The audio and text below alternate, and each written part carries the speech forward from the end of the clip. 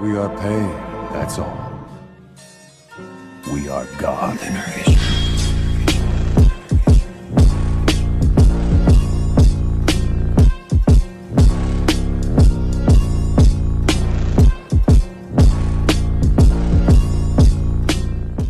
Hey guys! Part 5 of What If Naruto Died and Reincarnated as an Uchiha. Death has a funny way of coming back to bite you when you least expect it. Having lost the 4th Shinobi War, Uzumaki Naruto is content to do just that, die and pass on to the afterlife. Unfortunately, the Shinigami has other plans for him. Plans that involve righting the wrongs of the past, restoring a broken clan, and creating a family all his own. NarutoxHarem. Don't forget to hit like and subscribe and check the author in the description. Let's start. Chapter 10, Why We Can't Have Nice Things. Naruto woke the next morning with a pounding headache and the taste of sake lingering in his mouth. Every fiber of his being ached, his muscles throbbing in places he didn't even know he'd had. It felt as though he'd been put through a meat grinder, carved up and put back together at some point since his sleep. Groaning, he opened his eyes. To every man's wet dream. He had to blink multiple times to clear his vision, almost unable to believe what he was looking at. The taste of sake still lingered on his tongue, suggesting he'd done a fair bit of drinking last night after he'd crushed Minato's spirit. Gah! There it was again. The reminder of what Kushina, and by default he himself, had done to that poor boy. The look in his eyes had been completely soul-shattering one moment, then full of venom the next. He was almost certain he'd made an enemy of his father last night. But try as he might, he couldn't think of a way to undo it. Not without giving Kushina to him, and he wasn't willing to do that. Not now. Nor ever. It was so strange. The reborn Uchiha still wasn't all that certain when he'd gone from viewing her as his mother to a separate person, but it was impossible to make a distinction between the two now. Kushina was Kushina, and that was that. Not his mother. Just Kushina. Ah, but he digressed. Back to the coffin of flesh in which he found himself. In other words, he awoken to find himself surrounded by women. Kushina, Mikoto, Karura, Pakura, Hoshi. At some point he must have gone home, because, here he was in bed and so were they. That was the problem. He must have been exhausted, because he didn't recall anything other than turning the doorknob and walking in on Mikoto with a bottle of sake. Doubtlessly, there had been some drinking done to resolve his guilt. It really shouldn't have bothered him that much this lapse in his memory, but somehow it did. The idea of missing even a few seconds was truly quite troublesome. Way back during the 4th Shinobi War, when he'd still been an Uzumaki, something like this often meant someone was trying to put him under a genjutsu, or worse. The Moon's Eye plan was starting to affect him. He very much doubted that this was some trick of the mind, but just to be safe. Kai. He muttered, pulsing his chakra and trying to dispel the genjutsu. Just in case. Nothing happened. Kushina was still taking up firm residence on his right arm and Mikoto his left, whilst Karura and Pakura had nigh but taken up residence lower on his body, his legs to be precise. Coupled with a certain Hyuga, the 5 of them barely fit on his bed. So much for trying to take things slow. What baffled him was thus, why were they naked? More importantly, why was he naked? Guh. And when the hell had Hoshi gotten here? He distinctly recalled parting with her back at Ichiraku. But here she was, draped across his chest like fine silk, her cheek nuzzled against. She was surprisingly light, he realized. Soft, too. Gah. Stop that. Doin' boy. Sighty. Stay. The reborn Uchiha chastised himself for that mental slip, realizing he was actually relishing in the feel of her bare breasts against his own chest. The fact that he was still inside her. What? Oh dear sweet Kami, have mercy on my misbegotten soul and take me from this world. Naruto tried to slam a lid on that train of thought before it could run off the tracks, but it was too late. He realized exactly what had happened last night. What was still happening? He'd gotten drunk last night and tossed aside all inhibition. Fucked Hinata's mother. And probably everyone else in this room, if their naked bodies were to be believed. He could already feel a migraine coming on. He tried to move and swap himself with a clone. Mikoto stirred. Irk. One more move, and I'll genjutsu you into next week. She said sweetly, her words surprisingly coherent despite the fact that her eyes remained firmly closed.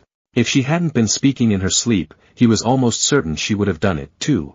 He'd been compartmentalizing her as of late, it was really only natural that she'd want some more time with him. Still, those words sent a quick tingle of dread shooting up his spine at the thought of what this woman would to him if he disobeyed. He was certain he could escape, but she'd probably tear strips out of his hide before he did. Not a risk he was willing to take under normal circumstance, but given the severity of this one, he'd take his chances. Yes, dear. 3 seconds passed. Then, poof. Naruto. That was how the meet and greet started. Just like that. Naruto's impromptu escape caused Mikoto to stir almost immediately. The moment she realized he wasn't in bed, shit hit the fan. Needless to say, she decided to enact her promise to genjutsu him into next week. That woke Hoshi up. Her cry of surprise in turn roused Kushina, the latter's shouting leaving Pakura and Karura wondering what on earth all the ruckus was about, and so, they rose as well. By the time Mikoto finally caught him, Nagato and the others were awake as well, though thankfully everyone was wearing something by then. In Naruto's case it was mostly bruises. A powerful shinobi he might be, but even the mightiest of men were powerless before the righteous fury of the female race. Mikoto had been unable to place him under an illusion thanks to his superior eyes, but she'd certainly carved her retribution out on his hide. It would have been funny if he could heal, as it were. He had to forcibly suppress what little of Kurama's chakra remained. He didn't know. Thankfully they were all clothed before Nagato and the others woke. Naruto ushered them off to the kitchen with a clone and gathered everyone else in the bedroom. He'd been dreading this moment, trying to put it off for the longest time, but it seemed that fate had other plans. This even had been a long time in coming, and now, it was finally here. The talk. So, you're all alright with sharing him? Hoshi asked, disbelieving despite her best efforts. She was a very forgiving and loving person by nature, but even this, stretched the limits of her credulity. He had 3 clan heirs in the room, including herself, and 2 delegates from Suna. Their situation shouldn't been volatile, tenuous at best. And yet it wasn't. The girls seemed to get along just fine with one another, readily welcoming Kushina as well as herself into the fold. There was no argument or squabbling, they simply deferred to Naruto's judgment in this odd matter. So very strange. Well, I was his first. Mikoto proclaimed proudly, visibly preening under the stares that followed. Naruto facepalmed. Here it comes. First, what? Poor Karura looked like she'd just been scalded. What did we do last night? Like I said, I was first. First to get a very nasty genjutsu if she keeps talking. All eyes shifted back to Naruto, the male Uchiha's eyes were flaring an eerie violet. I've already had all I can stand of bickering from last time. Just the sight of those rimmed orbs was enough to stall the argument that, only moments ago, had threatened to billow out of control. Just like that. One wouldn't think it was possible, but he'd done it again. Kushina quietly shook her head in amazement. There was just something about Naruto that drew you to him, made you want to fight for him, perhaps even die for him. Face to face with his steely resolve for the first time, she found she could understand just how easily he inspired people. So apparently some sake was involved last night. Lots of sake. He continued tersely, now black eyes passing over each of them. I'm probably to blame for that. If you want me to apologize, now's the time. Mikoto looked away guiltily, Kushina coloring, recalling his earlier words of wanting to take her out before anything truly intimate occurred between them. Near as mine and Hoshi's eyes can tell, we all got wasted last night, and she's the only one who lost her virginity because of it.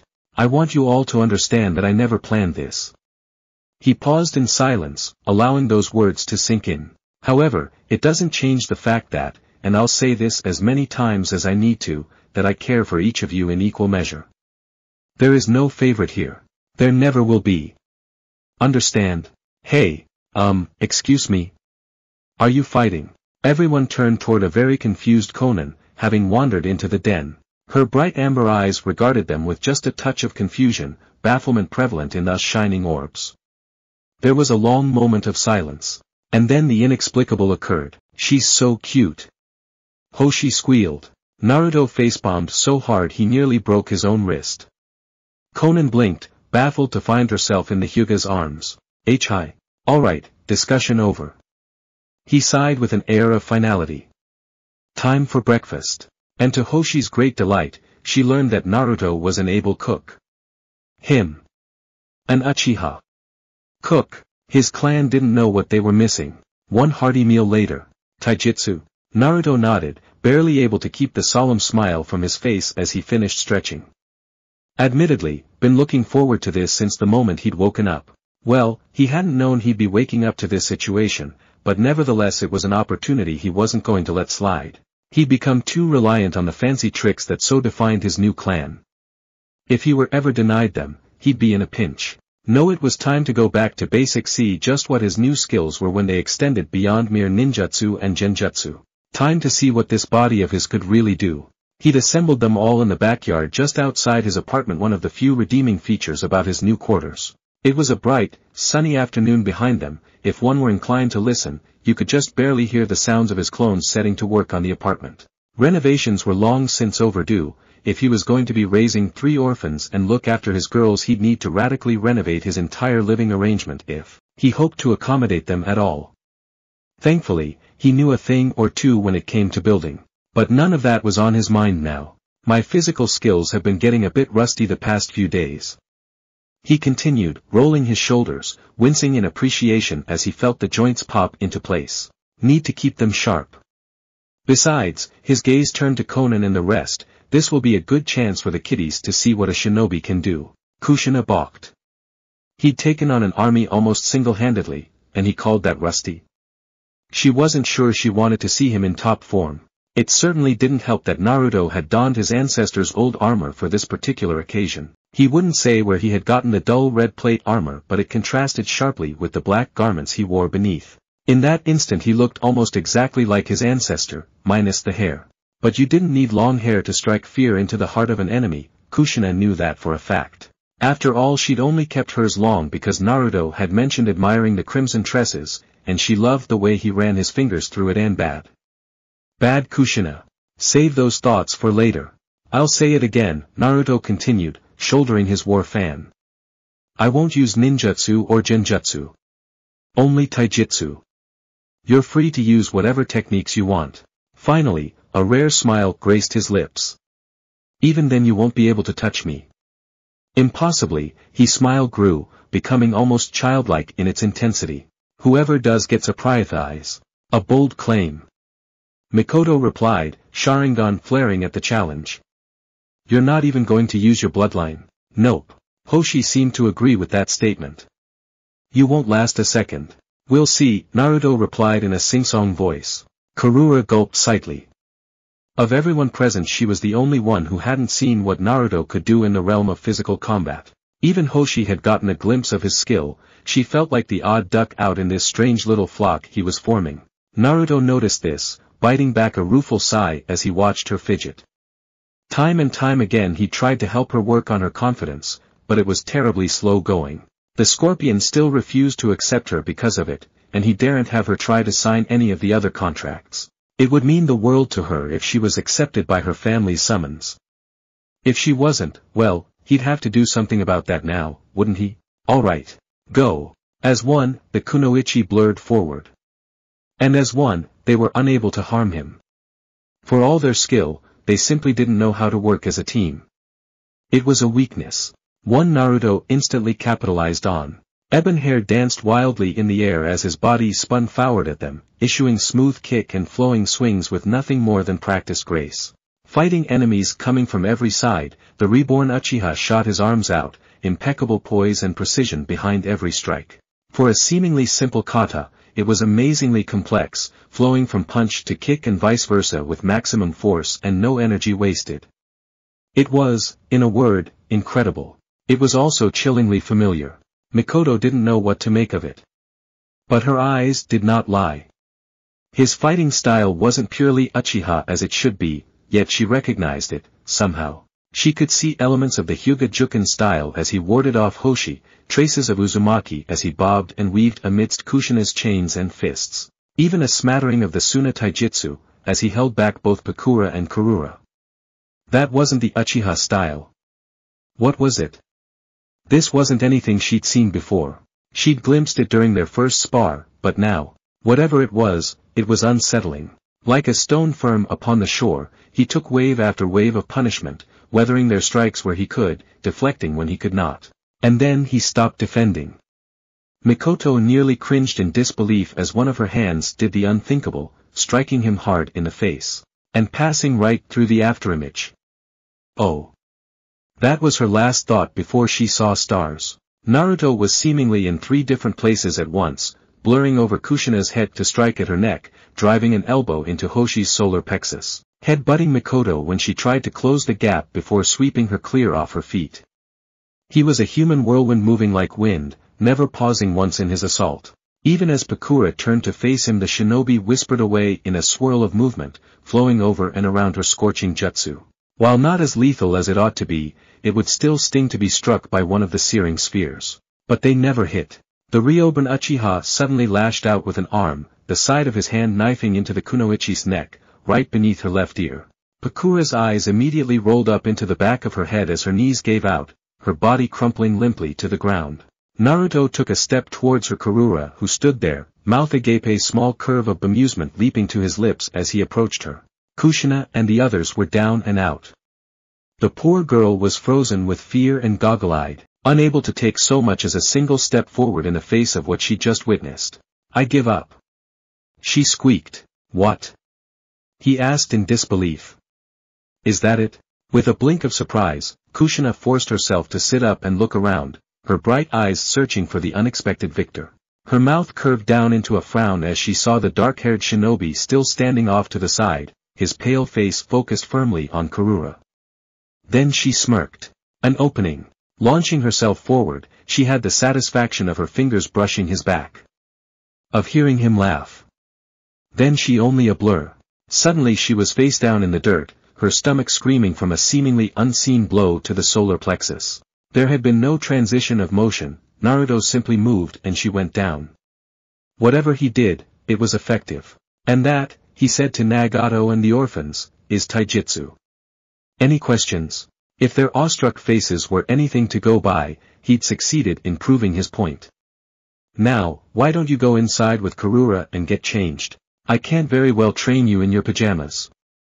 Quietly they allowed the kunoichi to usher them back inside where fresh clothes awaited, having been washed only the night before. He'd leave a clone behind to train them and the rest of his students.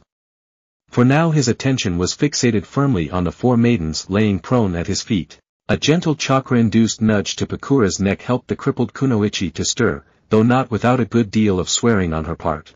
Well now, try as he might, Naruto couldn't keep the smile from his face. What have we learned today? Wait, we were supposed to learn something. Kushina winced. What, did you think I enjoyed beating the tar out of you? Mikoto groaned, struggling to stand on legs she still didn't quite feel and failing miserably. Never underestimate your opponent. Close, but no cigar. Always watch your blind spots. Hoshi was the next to take a stab at it, cradling her stomach tenderly. A valid point, but wrong. Naruto shook his head. An over-reliance on bloodlines? Also important, yet incorrect. Teamwork. Kushina realized it as soon as the words escaped her mouth. Teamwork. Naruto nodded, affirming her point. If you'd all worked together from the very start, the 5 of you would have stood a fair chance of overwhelming me. As it stands, you were sloppy. His eyes flashed in a rare emotion, disappointment permeating those charcoal orbs. Only one of you touched me, and even then just barely. Which brings me to my next point. And the winner is Kushina. He sounded quite pleased with himself, she realized. If you count poking me in the back as a hit. Kushina groaned and flopped onto her back again, chest visibly heaving for air. That was, how did you do that? You weren't this good last time. She could already feel the bruises forming upon her body. By this time tomorrow she was going to be incredibly sore, if not sooner. When he offered her his hand she wearily accepted it, cringing as she was hoisted to her feet. On some level, she supposed she ought to be proud that she'd been able to hit him at all, but the level of speed with which he'd moved told her it had been luck, not skill, that allowed her to touch him at all. That thought was wiped away when she found herself in his arms. God, why did he have to be so tall? She knew he'd been adamant about things such as public affection, but in this moment she simply didn't care. There were only the strong joints of his limbs wrapped around her waist, cradling her. What the hell was going on here? Naruto usually wasn't so open with his feelings, not that she was complaining about this sudden lap. But for each instant that he held her, she could feel herself growing more and more agitated. She knew that the others were watching, knew she shouldn't be doing this in front of them. Of course I wasn't. He murmured, lowering his face to hers in reply. I wasn't holding back this time. You should count yourself lucky, you don't have any broken bones. She flushed, well aware of her heart hammering in her ears. You said there was a prize. I did. His lips quirked, ever so slightly. What is it? This. Fire filled her belly, spooling uncomfortably between her legs as his lips claimed hers. It was a surprisingly chaste kiss all things considered, but one that left Kushina's whole world reeling nonetheless. When he began to pull away she grabbed him, roughly dragging his mouth back down to hers once more. He didn't resist. You're a real jerk sometimes, Tebane. She murmured, pulling away. Naruto laughed. Love you, too. You're looking awfully chipper today. Tsunade's voice was suddenly there, piercing both his mind and the mid-morning haze. She finally reached the training grounds. Wake up on the right side of the bed, haha. Naruto was feeling chipper after remembering that morning. But her words also reminded him of the place and time. Of why he had left the girls behind with yet another of his clones and come here, to the grounds. He had a very important promise to keep, train a medical corps in 3 days as per his bold boast. It was no mean feat, but he remained confident in his ability to pull it off. After all, he had an ace up his sleeve, one even old man Sarutobi had failed to account for. Bullshit. Yami snorted. You just thought it up this morning. Yeah, but they don't need to know that. I think it's quite inspired, given the circumstances. Using your eyes to imprint information, a lesser scale of what I once did. You again, you again. Laughter, rich and amused, resounded in Naruto's mind. It sent a subtle shiver shooting down his spine. Thought I went away, did you? Not Madara. Definitely not Madara. Madara didn't sound like that. It felt like fingers of ice were digging into his brain, making it hard to think. What was this? He tried to pin it down but the presence was wet, oily. It slipped through his grasp even as his fingers closed around it. Cold and clammy, it draped itself around him, threatening to stifle all thought. With all his might he resisted, pushing away to the deepest, darkest corner of his mind. Who in the hell are you? I suppose you could say I'm an unwanted guest. It purred softly, the words dripping into his mind like sweet, frozen honey. Someone who was dragged back with you, a party who has a vested interest in your little scheme for peace. Whether it fails or not, is simply up to you. And then it was gone. She. Whatever it was, it had sounded like a woman, but something in that voice made him quiver. Whatever this thing was, it was worse than Madara, wiser. And infinitely more powerful. Birth to Naruto. The Uchiha started. Violently. Tsunade was peering at him, her face dimpled in a slight frown. Spacing out? She asked. Something like that. Crap. It took every fiber of his being to school his face into an expressionless mask, and not flush in remembrance both of that kiss and of the future Hokage had said to him the last time Tsunade had him alone. Then there was this strange voice in his head, mocking him. This sinking feeling in his stomach was beginning to grow all over again, and he wasn't sure how to deal with it at all. Alright, I'm sure you're wondering why I dragged you here. Precisely. How, exactly, do you plan to train an entire medical corps in 3 days? When he told her of his proposal to the old man she'd nearly cracked him across the head without thinking. But he clearly had a plan of some sort, so she was refraining from further violence now. Still, Tsunade remained doubtful. He'd assembled a small corps of shinobi before him as a demonstration, 10 in total. A series of jounin and chunin who, according to him, weren't afraid of a little pain. All of them were Uchiha. But why did he have a row of clones facing them? Do you remember what I showed you in Suna? He asked, cocking his head. With my eyes? Tsunade shuddered. How could I forget? I was sick for nearly 2 whole days after you gave me that message. Well, I'm hoping that these will be more resilient. In essence, I'm going to mentally imprint all my knowledge and skills related to medical ninjutsu. With luck, they'll be able to mimic them. At her reluctant expression he quickly clarified. Don't worry, Mikoto and I handpicked them yesterday right after I spoke to the old-timer. Surprise surprise, some people in my clan aren't complete assholes. These 10 are more than willing to try their hand a medical career, they simply lack the skills. So this'll work, then. Tsunade reiterated, frowning. She had to admit, the prospect was intriguing. But the sheer incredulity of it boggled the mind, threatening to cull her enthusiasm before it could even take flight. If he could pull this off, if Naruto could do this, it would make him even more of legend than he already was. Not only would he be responsible for saving lives instead of taking them, but he would be effectively culling the constant casualties they suffered without a medical ninja in each squad. If it doesn't send them into a coma. Naruto shrugged. But hey, nothing ventured, nothing gained, right? That's completely reckless. Naruto's only response was to activate his Mangekyo Sharingan. As one, his clones mirrored the motion. Instinctively, Tsunade drew back, not wanting anything to do with those dreaded eyes. Tsukiyomi. Tsunade frowned, then cringed as every shinobi went ramrod straight, their eyes turned glazed, pupils dilating. She knew full well what it was like to have your mind violated, but, this was different. Naruto was cruelly carving information into their minds, no doubt years of experience, into the brains of his fellow clansmen. It seemed to last only a moment, the merest sliver in time. Then 2. Then 4. 6. 8. 10. 12. By the time 13 seconds had passed they were sweating. She didn't like it. Naruto. He didn't answer. When she turned to face him, she saw why. His face was set in a rictus of concentration, eyes branching with strain. For each second that had passed his expression became more and more intense, as though he were physically fighting to imprint the knowledge into their minds. By the time a full minute inched by, he was trembling. Naruto. Tsunade nudged him. Once more he didn't respond. Another shake equated little more than a mumble. Not yet. Naruto. Still nothing. A snake of dread coiled in her gut. Naruto.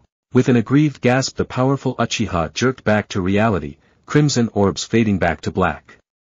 As one his candidates also slumped with him. They were pale and haggard, Tsunade noted idly, but otherwise looking no worse for the wear. Naruto didn't give them time to recover. With a flick of the wrist, he indicated one of them and beckoned the youth forward. A Chunin, if the vest was anything to go by. His thin, reed-like features were almost entirely eclipsed by his dark hair, a long curtain that looked as though it belonged more on a young woman than a man. Name? Naruto asked. Sure, sir. Tsunade nearly choked at the soft, tenuous voice that emerged from the boy's mouth. Sure was a girl, sure. A nod. Do you remember what you just saw? There was a pause. I believe so, Naruto-sama. Can you replicate it? One way to find out. Naruto answered.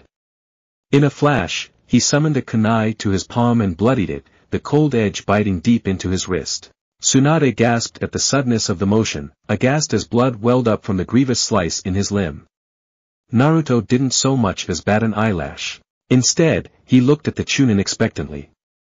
Well? He asked. What are you waiting for? He waved the bloodied hand in front of the lass's face, awaiting treatment. I'm going to bleed to death if you don't do something. Tsunade squeaked. Are you insane? Not at all. Naruto replied at Tsunade. Sure, if you will. Gulping, the lass laid her hands over his wrist. Her brow furrowed in concentration. Almost immediately green chakra stemmed from her fingertips, flowing up through her palm and over the wound. Within minutes, the gaping cut had been reduced to little more than a paper cut. A second later and all that remained was pink skin. Naruto laughed, crowing in triumph. 9 more attempts were met with equal results, with the weakest a mere second slower than the others in Shure's case. It was, Tsunade realized with bated breath, a unilateral success. Well, he grinned. A couple more of those, and, without thinking, her body reacted. She grabbed him. You bastard, you actually did it. Ugh. Naruto grunted as her arms closed around him in a brutal bear hug, ribs threatening to crack under the pressure. Tsunade. Arms. Can't. Breathe. Can't mph. His words died off into a strangled gurgle as her lips claimed his. Tsunade was kissing him. Kissing. Him. His mind imploded. That chaste touching of the mouths wiped away all sentient thought. She'd kissed him without thinking. He realized it. 2 beats later, and so did she. With a strangled yelp, the blonde jerked backwards as if she'd been burned. Damn it. She sputtered, a hand flying to her lips. That wasn't, I didn't mean to. Whatever else she might have said died as a shadow detached from the nearby forest and forcibly made itself known. As they looked on its slowly assumed shape and form, the darkness inexorably dripping away to expose a trim figure clad in a dark cloak, their face hidden behind the ceramic mask of a rat. Uchiha Naruto? The weasel-masked Umbu inquired. Yes. Your request has been approved, came the muffled reply. Danzo-sama will see you now. Naruto risked a glance back at Tsunade. It can wait, now. There was no questioning the tone. Or not at all. Naruto felt his mouth curve into a small smile. Very well. Finally. Minato was grappling with himself. Half of him was filled with hate, brimming with violent anger for the man who had wronged him. The other wallowed in self-loathing and piteous sighing, wondering where it had all gone so wrong. Ever since the Uchiha had arrived, nothing had been the same. It had all seemed so minor at first, but by the time he realized Kushina was drifting out of his grasp, it was already too late. Everything was going horribly wrong and he couldn't see a way to stop it. Not without ending the one responsible for it all. But that would mean betraying the village. And no matter how much he might loathe the upstart Uchiha, he couldn't do the deed. The idea of betraying his village, trying to take a kunai to all that he'd known and loved, was as much foreign to him as the idea of not breathing. So he resolved to ignore him. He would not think of the man who had stolen Kushina from him, he would not try to kill him, would not turn a knife against him. Yet, so focused was he on ignoring said Uchiha that he wasn't watching where he was going. He rounded the corner, perfectly content to spend the rest of his day brooding. He'd train and perfect his new technique until the jutsu was without flaw. Nothing else would distract him. And when he had perfected it, he would prove once and for all, who was superior. Then Kushina would see. Then she would know. Unbiddens, he realized his jaw had clenched while he locked, muscles locking painfully. Yes, he would show him. He would show them all. Fate had other plans. Someone collided with him as he rounded the bend. He went down in a tangle of arms and legs. Eep. A very feminine squeal greeted his ears. Shaking the stars from his eyes, he willed himself to look at the one who had felled him. It was a girl. Hooer. En Nozomi. She stuttered out, her cheeks coloring prettily under his gaze. My name's Nozomi. Minato's jaw dropped. Pale eyes stared back at him from a round, oval face, framed by dark brown tresses. A Hyuga? Angry as he was, he almost dismissed her completely out of hand, but something made him pause. Something, he knew not what, caused him to take a closer look. She was a slim little thing in that lavender-colored kimono, filling it out rather well despite the fact. Right, he chided himself. Definitely a Hyuga. He'd always known them to have long hair, but hers was ludicrously so, trailing past a shapely waist. She was, wow. His brain took a moment to restart, rebooting itself as he looked on. Kushina. Who was Kushina? Maybe life didn't have to be so bad after all. Naruto's eyes slid lazily to the Umbu accompanying him in the room. 2 for the door through which he'd already entered, 3 for the wall, and 5 more gathered around him in a loose semicircle, of which there were more than strictly necessary. They smelled wrong. Root kind of wrong. These weren't the guards Hiruzen had assigned him for his personal guard. He knew each and every one of them by their scent, and these were not them. That, and there were too many. He could see it in the way they held themselves, that and the fact that they were armed with more than just their standard katana and the odd shuriken. Kurama might have left him for good, but the kitsune's latent ability to sense negative emotions still remained. And these Umbu stank of it. They weren't here to guard him until he met with Danzo. They were here to kill, end him before he ever met with the old warhawk. Of course. It all made sense now, albeit in a twisted sort of way. Danzo wanted him dead. Gone. And why wouldn't he after that business in Rain? He'd long since been affiliated with Hanzo, long enough to make a militant move like this once it became clear he was at risk of being exposed. Naruto strongly suspected the man wasn't the one pulling the strings from the shadows, simply wanting to end him before his treachery against Sarutobi could be revealed. Naruto nearly facepalmed at the thought, and he would have too had he not been in such rigid control of himself. I honestly did not see this coming, but, hey, at least it gives me a chance to test something out. Slowly, he began to exude chakra, hardening muscles and tensing ligaments for the conquest that was to come. They thought they could kill him. In this body, they had a better chance of defeating the Shodaime Hokage in his prime. Sighing, he rose from the couch. Before we get started, he began, the words low and deep in his throat, I have just one question. Naruto allowed the smallest of smiles to grace his visage as he spoke the last words, a touch of killer intent suffusing his voice as though he were talking about something vaguely unpleasant, not contemplating the mass murderer of Konoha's most elite force. A terse silence accompanied those deceptively calm words, almost a dozen masked faces turning towards him in eerie unison. Does anyone want to get out? It's nothing personal. One of them murmured, drawing a katana. Naruto laughed. Is that so? Feels kinda personal. Scarce had he spoken than the world dissolved into a blur of motion. Then he gloried in the majestic art. That was his taijutsu. The first Umbu saw little more than an orange blur before the Uchiha's war fan smashed into his face, shattering his mask and the face beneath like so much glass. He swirled on to the second before being arrested from behind by a third, but scarce had he been restrained than he flowed forward, bodily tossing the hawk-masked Umbu over his shoulders and into another of his compatriots. Then there was no time left to discern any of their individual motions. His body a glorious streak of black and red as he effortlessly carved through the remaining root standing between him and the door.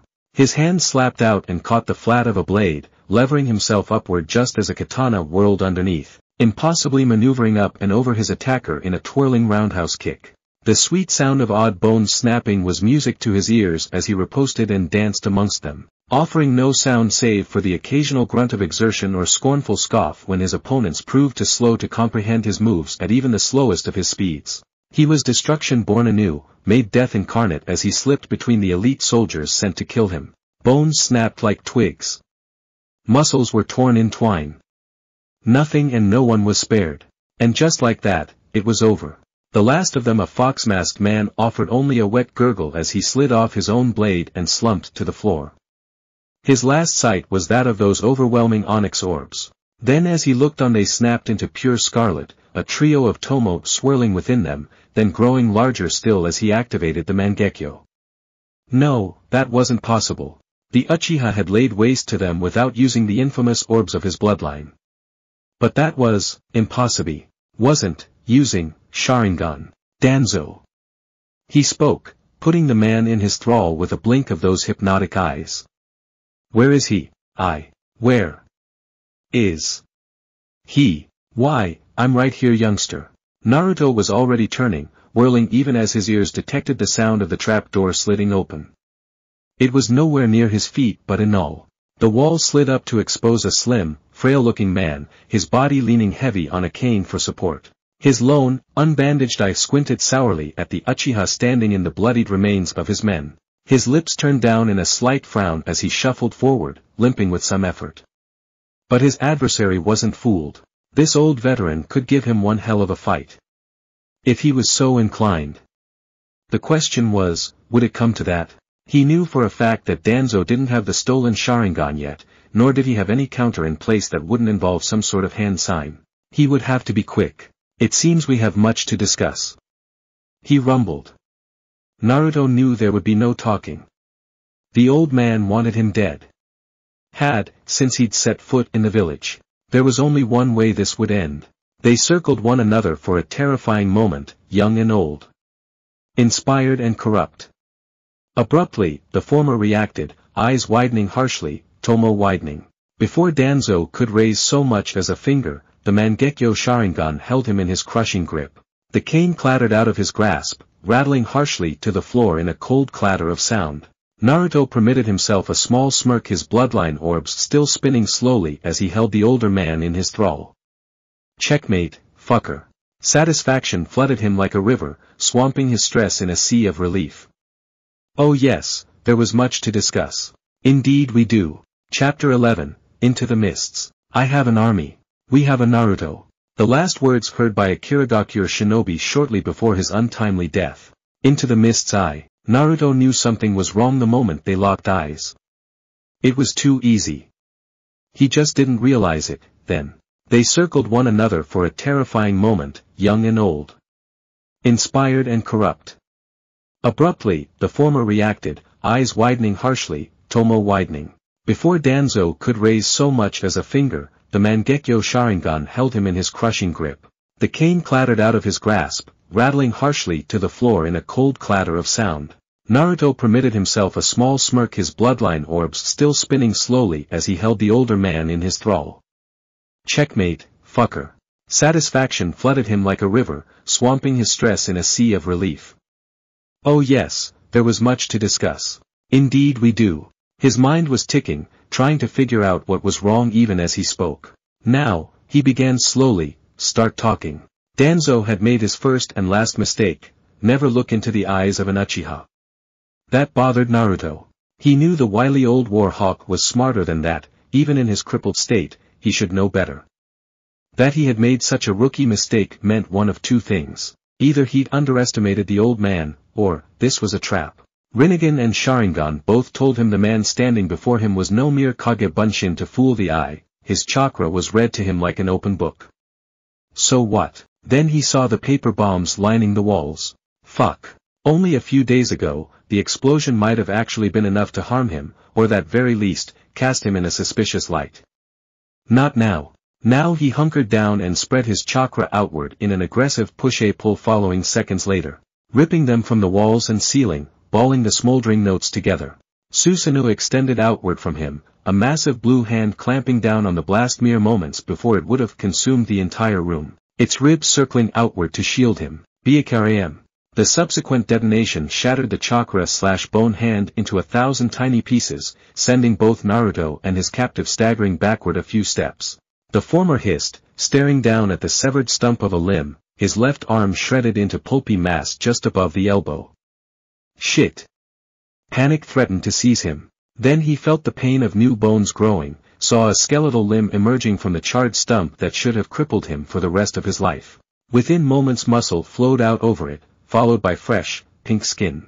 And with the regeneration, he felt the last of Kurama's chakra reserve shrink to almost non-existence. Inwardly he heaved a heavy sigh of relief, despite the loss of his apparent invincibility. That many tags might have proven problematic, spread out as they were. But, beyond the acrid sense of smoke and charred bone, there was no proof to be found. Out of the corner of his eyes he saw Danzo, freed from the fierce genjutsu that bound him and making for the door, darting in and out of sight like a wraith in the smoke. When he saw that his trap had failed to eliminate the threat, the fight seemed to drain right out of the old warhawk. What are you?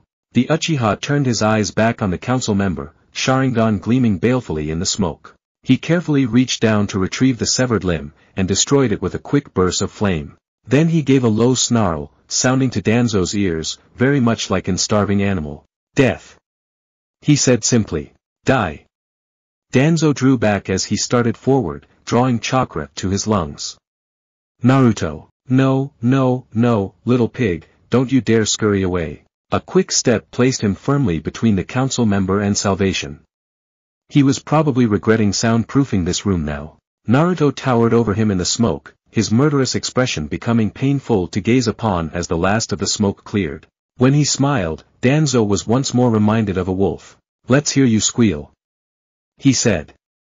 Little pig. Before Danzo could reply, clenched knuckles barreled into bandages covering the left side of his face.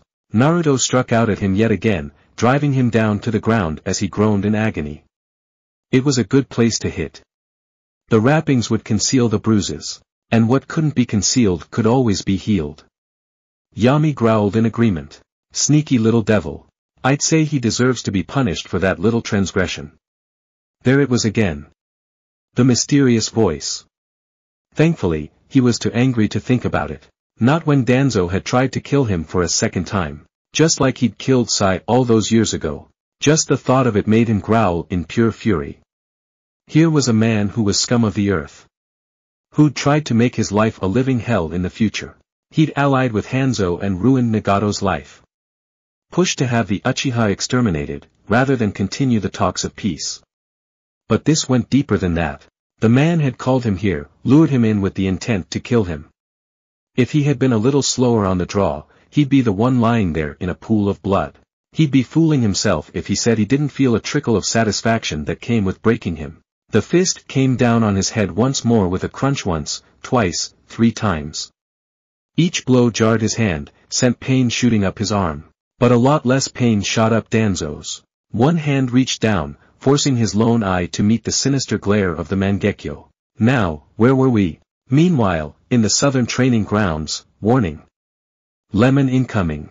Yes, yes, yes, yes. Nozomi gasped out a litany of other words that would have put the Hyuga elders to shame had they heard them, hips swaying and grinding against his as she moaned loudly.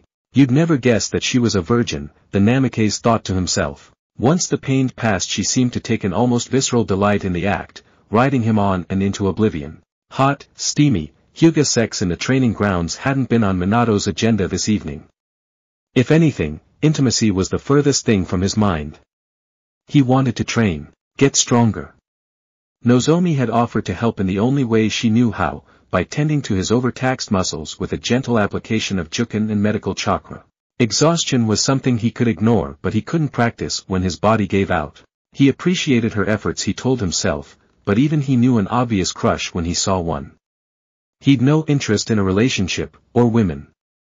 They hurt too much. Indeed, Minato had learned that lesson the hard way, and resolved to keep the eager Hyuga at arm's length for the duration of what seemed to him, at least to be a short-lived friendship. But as many things often do in this world, it simply happened.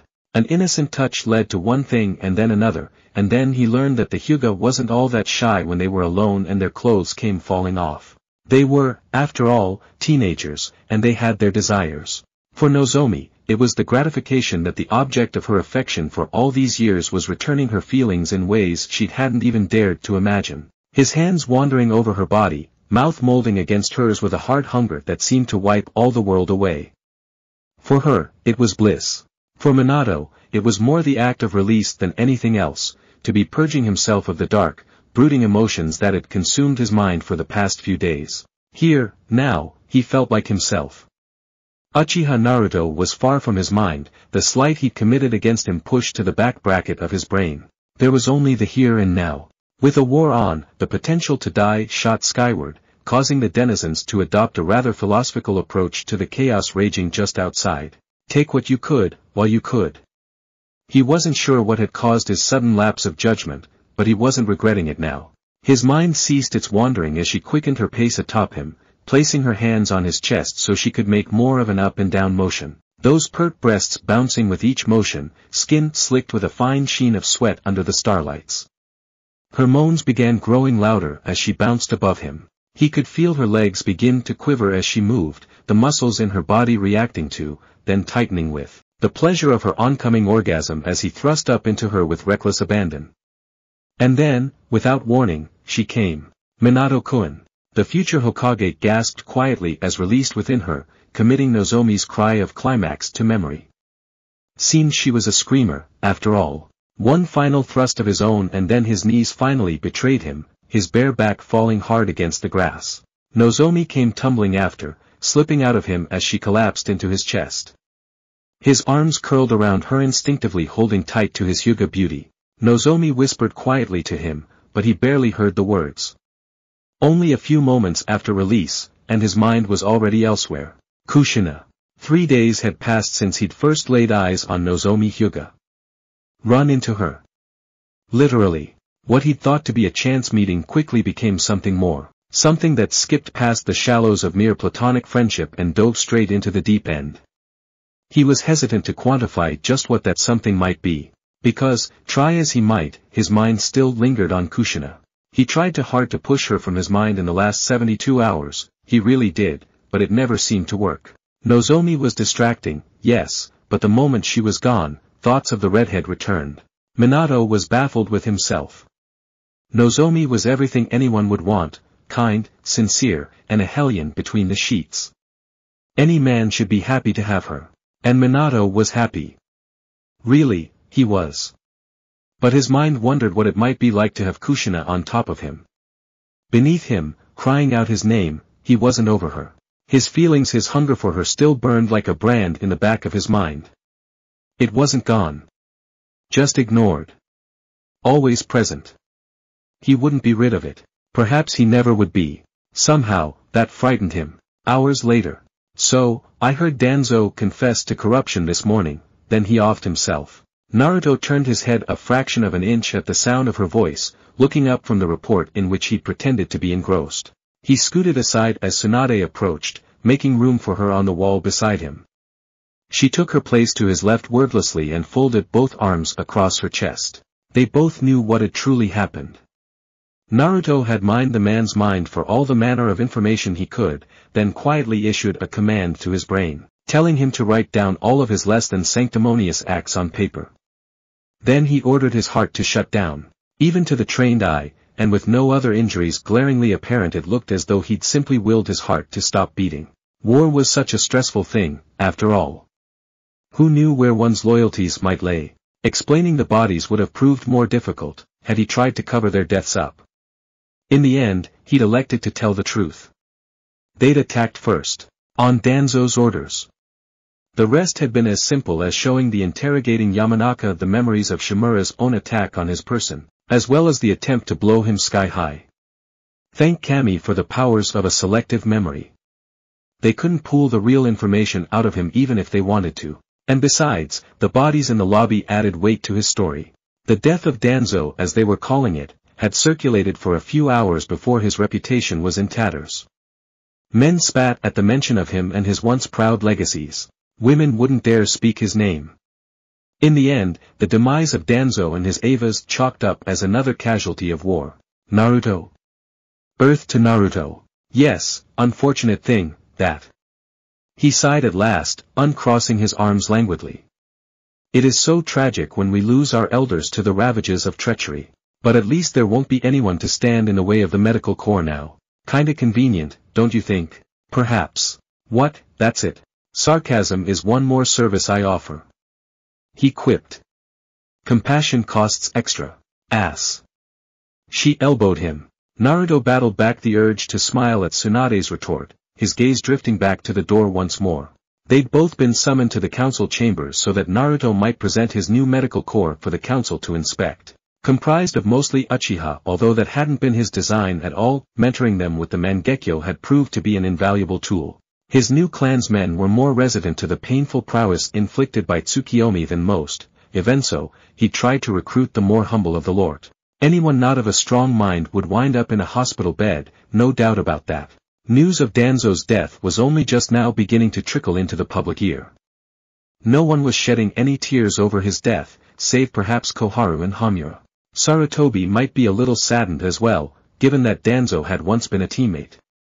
Hopefully that grief wouldn't sway his decision. Hopefully. He hoped to God he'd be able to convince them that the medical corps was a viable option for the war. It would either or make or break his plans in the future. I hope this works. If it didn't, a lot of things could go wrong. Hundreds could die in the war. Worse, after all the changes he'd wrought, not having a medical corps might cause some bizarre ripple in the timeline. Or it might not. Time. Travel confused the hell out of him. So did women. He wasn't trying to build himself a harem, not by any means, but fate seemed to have other plans. He risked a glance askance at Tsunade, daring to stare at her out of the corner of his eye. Only a few months ago, the blonde would have broken his arm for coming within 3 feet of her. Now her shoulder was brushing up against his, and she made no attempt to pull away. She'd been like a grandmother to him when he was young, but without the distinction of time between them, and after several missions it was difficult not to see her as a woman.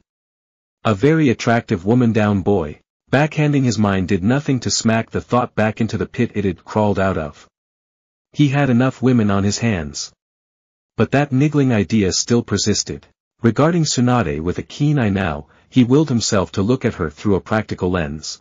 Framed by the evening torchlight, the shadows seemed to ebb and flow across her face, writhing like a thing alive. That expression of intense concentration on her face only heightened the illusion. What did he think of her? She was a teammate. An ally, someone who'd confided in him. Trusted him to have her back. Well and truly a far cry from the bitter woman with the fear of blood he'd once convinced to return to Konoha. This Tsunade was unfettered by the burdens of guilt and loss. Nawaki and Dan weren't dead. He wasn't even sure if she'd met the latter yet and Orochimaru hadn't betrayed her. Jiraiya wasn't depressed. All around them the hidden leaf flourished in spite of the war raging beyond its borders, its citizens prodded from the Dan gear of Iwa and Kyumo. And now, Shinigami willing, he was about to help her make her greatest dream a reality. His feelings were decidedly murky, all things considered. I don't know. The blonde began to fret, pacing. What if this doesn't work? What if the old man won't change his mind? Don't doubt. He muttered softly, following her every step. Doubt kills. His black eyes shot back to the door with that statement, suddenly intensely grateful he discarded the armor after practice with Kushina and the others. Wearing Madara's old armor made him feel too much like the man himself, and he didn't want that. He'd take this old Jonin uniform over that red plate any day. It'll work. The words were chanted softly to himself now, almost a mantra, as if they could somehow dispel the shadow of his own doubts. It'll work. He'll listen. And if he doesn't? Naruto felt his eyes flare at the thought. Tsunade must have seen it too, because she swatted him on the arm. Oh, no no no. No. Don't you even think about it. Hey, I wasn't. Her glare said otherwise. Whatever you say. Well, I do say. Naruto blinked, momentarily taken aback by his own words. Kami. He'd actually considered it. Putting Sarutobi under genjutsu, just like Uchiha Madara had done to another Kage. He shivered. What the hell was happening to him lately? What was he becoming? Only a year ago such a thought would have shocked and all but appalled him, doing the same thing that had been done to Yagura, the Mizukage. He seemed to become more and more like that man as the day by day went on. The thought was troubling. And yet, there it was, lingering in the back of his brain. Already he saw less and less of himself, his real self, every day when he looked in the mirror. Sometimes, he couldn't see Uzumaki Naruto at all. Cracks were starting to appear in the facade he'd worked so hard to erect around others. What would happen when it finally broke? The Shinigami had warned him against telling the truth of his existence, saying that it was fruitless, but living such a secretive life was beginning to wear him down. Sometimes he lay awake at night and wondered, did Kushina and the others care about him because he was an Uchiha? Or did it stem from the kindness that he'd shown them? He didn't know anymore. And that frightened him. Just who are you, anyway? Tsunade's sudden question caught him flat-footed in mid-thought, but he was quick to recover. His head cocked aside, like a dog listening to a new sound. Why, I'm Naruto. Who else would I be? No, I mean who are you, really? The former Jinchuriki nearly facepalmed, but not in relief. Not this shit again, Tsunade. Don't you Tsunade me. I'm serious, she pressed, her curiosity remaining unsated. You roll on up in here like a tornado a couple months ago, rescue that kid Kushina and all of a sudden the old man. Then the whole village starts tripping over its own 2 feet to stay in your good graces. Don't believe me? Listen, holding up a hand, she began to count off upon her fingers. You waltz in and the Uchiha start worshipping you, then, you crisp one of your own clan members and they don't bat so much as an eyelash. How am I doing so far? Well, you didn't mention what happened after. Tsunade's shriek of indignation was his only warning. Then her face turned scarlet and he narrowly missed having his head clobbered clear off her shoulders. We're not mentioning Mikoto, Baka. She yelped. Whatever you say. He raised a soothing hand. In the absence of his words, she dared to press on. You help forge a pivotal alliance with Suna, acquire not 1, but 2 concubines. Secure a summoning contract that Kumo's been searching for the last century, wind up a Jonin in record time with 3 runs under your belt, endear yourself to the heiress of the Hyuga clan, kick the ass of Hanzo the salamander, adopt 3 orphans, who would have had no place to go if I hadn't done anything, I might add. The look she shot him could have sent Uchiha Madara running for the hills, screaming for his mother. Okay. I'll let you finish. Good. She huffed. Then there's the odd matter that you're the best damn healer I've ever seen, you're like a brother to Jiraiya. Orochimaru actually talks to you, and don't even get me started on the eyes. Then, her cheeks burned a hot pink, and her mouth seemed to snap shut of its own volition, preventing her from adding the effect he'd had on her. Seeing an opportunity, the Uchiha cleared his throat to speak. If it's the Mangekyo you're worried about, I have it under control. Ha! Technically true. Not a lie. Thought I'm not going to ask how you knew about it to begin with. Tsunade glowered, folding both arms before her ample bosom. Sure thing, Mr. Rinnegan. Naruto had the good sense to blanch at those words. How long did I suspect you had those eyes? The healer snorted. Not long at all. Jiraiya got a good glance. But now I know. She thrust a finger into his chest, her voice dropping to an almost furtive whisper. And now in conclusion, this whole Danzo debauche. I miss anything, or did you go and start another war when I wasn't looking? Now I know you're not a spy, you've already done far too much in too long an amount of time for us to be any decent sort of espionage. So I'll ask one more time. Just who are you? There was a moment of silence. Naruto considered telling a lie. Considered it again. Eventually, he decided to risk it. Hell, it might even feel good to tell the truth, for once. Steeling himself, he spoke quickly, saying the words before he could regret them. I'm a mutated ninja from the future. Tsunade kept a straight face for all of 7 complete seconds. Then she started laughing. So it was true, then. The Shinigami had been right. Even admitting the truth did nothing without proof, and there was none he could show her, nothing by which he might convince the kunoichi. For better or worse, no one would believe him. A wave of bitter, cold resentment burned in the back of his throat. He was well and truly fucked. Naruto Uzumaki didn't exist to these people. Uchiha Naruto did. It was still a humbling thought. Wow, you really almost had me there. Fine. You don't want to talk about it. I get it. Then that smile vanished, replaced by that same grim, stern expression once more. But you can't blame me for being curious. Any sane person would be. You've done so much for everyone, yet no one really knows you. Yeah, hardy har har. Seriously, can you please spare me the 20 questions? His eyes shot back to the door, wondering why it still remained shut. I have a mission to lead tomorrow, and you're starting to stress me out a little. Another one? Those hazel eyes narrowed in confusion. It's only been 3 days since we got back from AIM. The old man must really be set on you if he's throwing you back into the thick of things. When he looked away, she moved closer. Are you sure you're ready to lead? As his silence persisted, so did she. Where are you headed, anyway, Kiri? He said at last. Tsunade hissed. You're leading that mission. The one to recruit the clans? The very same. What can I say? He shrugged. I'm a hot commodity. Then he caught her inquiry at the tail end. And of course I know how to lead. I took charge back in Suna, remember? That was against a squad. You'll be sheltering civilians this time. Non-combatants. Not to mention commanding your own allies. Naruto felt his brow draw down in a frown. He knew the risks that came with the territory. Painfully so. During the closing days of the war he'd been tasked with escorting refugees away from Madara and Obito's wrath, and even with shadow clones, it was no small task trying to fight an offensive and defensive battle at the same time. Few, if any, managed to escape from the wrath of the Uchiha, but this was different. He wouldn't be fighting against 2 godlike beings, but average shinobi. Something well within his league of expertise.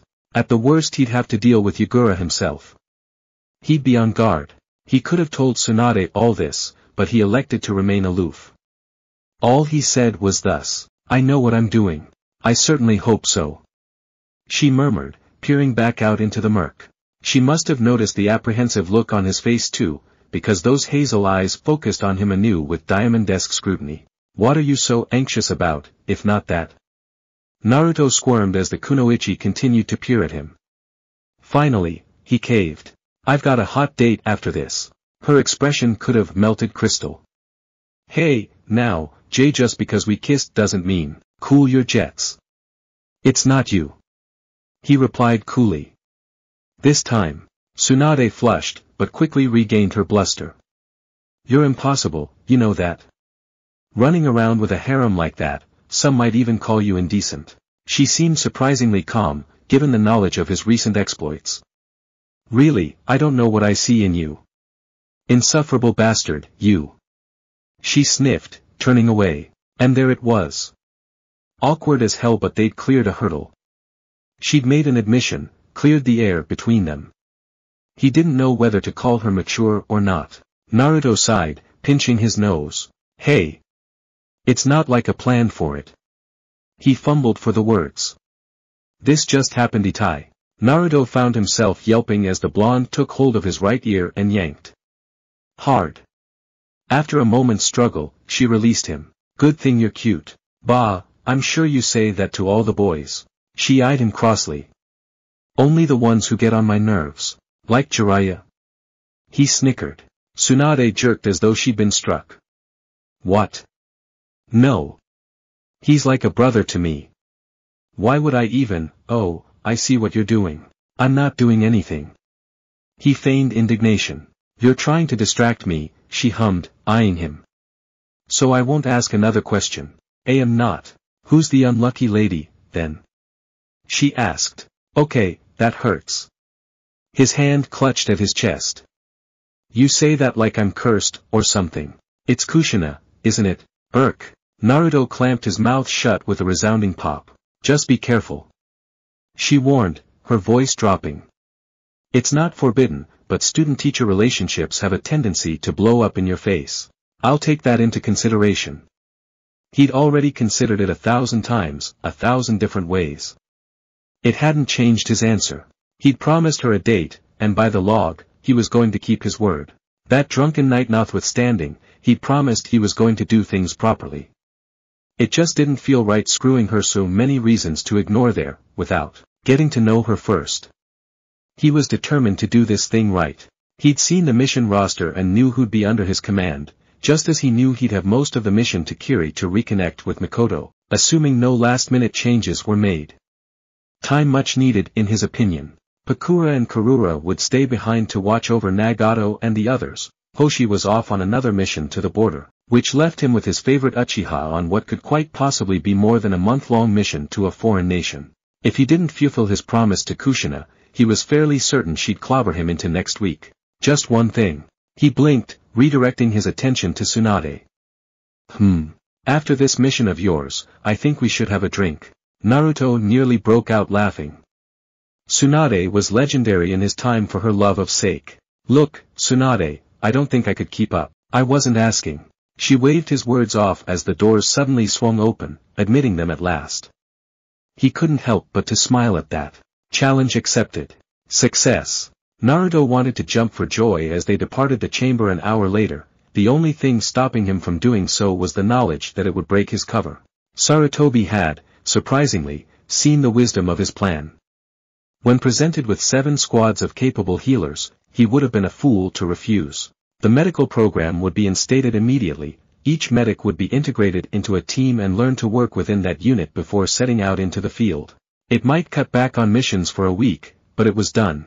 For the first time, he felt like he'd made a real impact, one that would save lives instead of take them. Don't think I've ever seen you this happy.